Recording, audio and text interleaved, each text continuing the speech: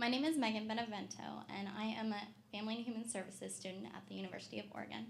But in the context of this subject, I am a victim of child abuse and exposure to domestic violence, and a survivor. Like Women's Space likes to use, we need to empower victims.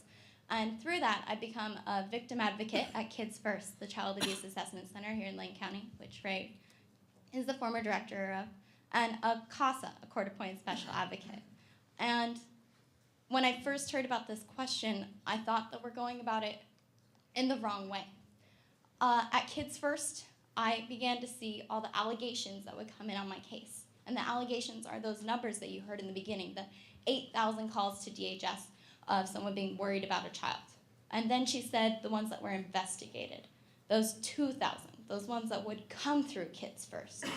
And you've heard today that a lot of kids don't disclose. So I think that given that this is a community issue, a collective issue, it's a public advocacy issue. And so we all need to be out in our community, in our grocery stores, picking up more instances of abuse. Those numbers need to go up astronomically. We need to have our increase in numbers, not a decrease in numbers. And that is the only way we're going to end chronic abuse. And that is what I've seen more so in CASA and Kids First. My own CASA boy that I advocate for, a 4-year-old boy, he had 5 calls to DHS on him. The first 4 closed at screening. 4 people like you in this room who care about children took that time to call because they were worried about him.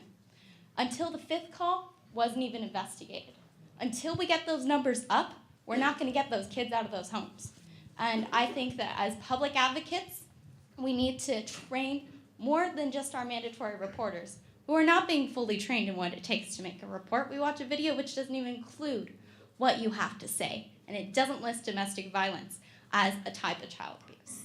We need to train our mandatory reporters, we need to train the public, the people in this room, and we need to go into the classrooms and let children know that it's safe to disclose to the mandatory reporters and the public so we can get in there sooner and stop it sooner.